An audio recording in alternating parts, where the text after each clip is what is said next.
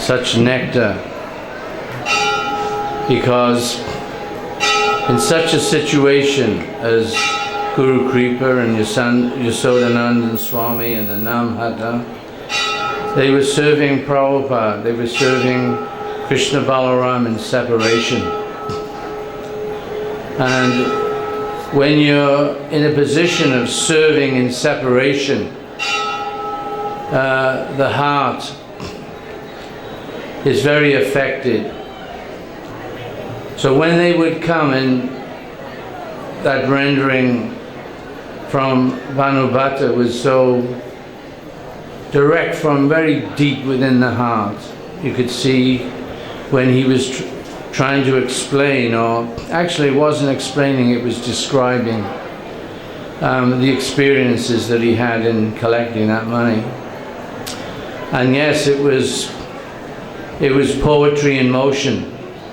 The amounts of money that Guru Kripa was collecting in those days with his party was beyond belief. And I think it took everybody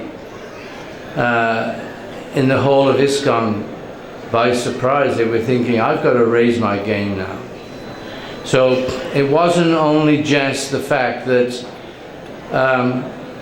Guru Kripa and the Namhata were collecting money for Krishna Balaram, but actually the service that Guru Kripa and the Namhata were doing, it was like throwing a pebble in the river, and you had the ripples going out.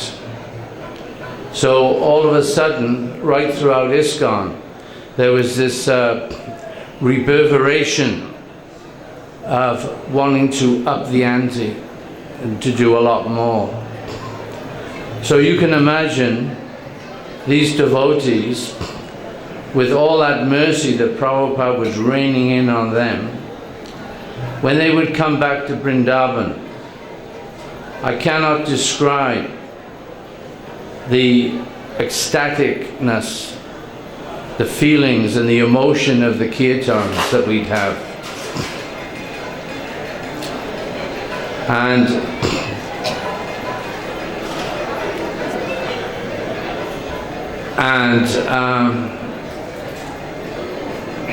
is anyone hurt over there? Okay.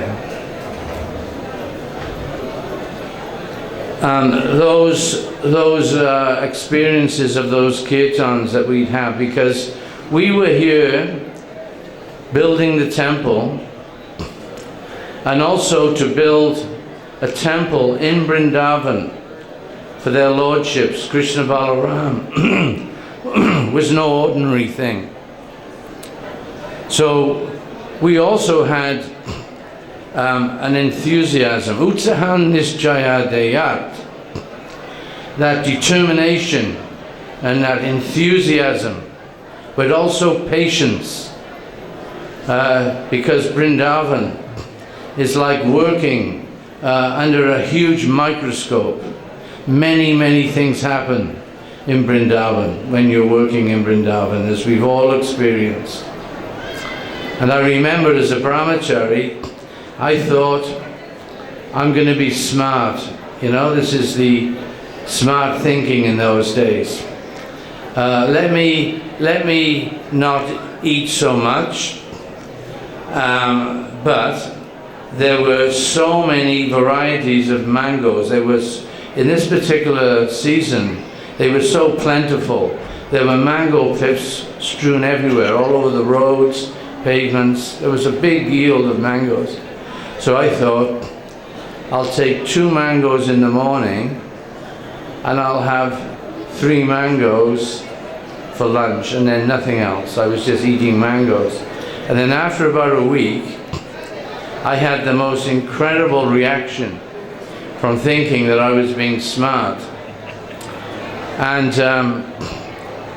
I came out I was only a young, thin brahmachari, very young. I was, what, 21 years of age?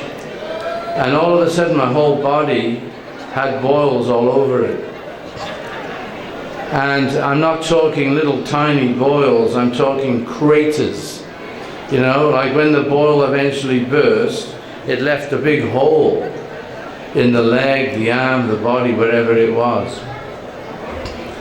Anyway, to get back to the point, we were also working with that same enthusiasm, determination, but it was one and different. In Japan, it was on the street, raw as you can get, in a foreign country, without knowing the language, picking up all this money off these Japanese individual people, and then coming back and giving it to Srila Prabhupada. And then we would meet together, the builders and the collectors. And it was a very exclusive, I have to say it was very exclusive, because we were all on the same page. We were all humbly serving Srila Prabhupada's desire to put, as Guru Kripa would say, the transcendental brothers into their home, Krishna Balaram.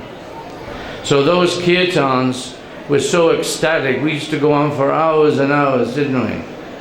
Doing kirtan. And I used to sort of stand back sometimes and I think, where's he getting all this energy from? Guru Kripa. We were dancing around. I mean, we didn't have any buildings in those days.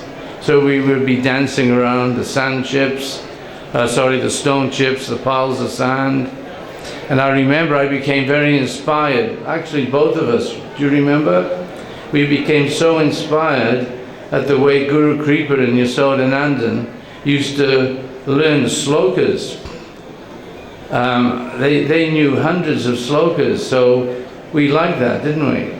And we thought, even though we're building here and we've got, at one time we had round the clock, 24/7, 350 workers. The whole place was lit up like a football stadium, you know?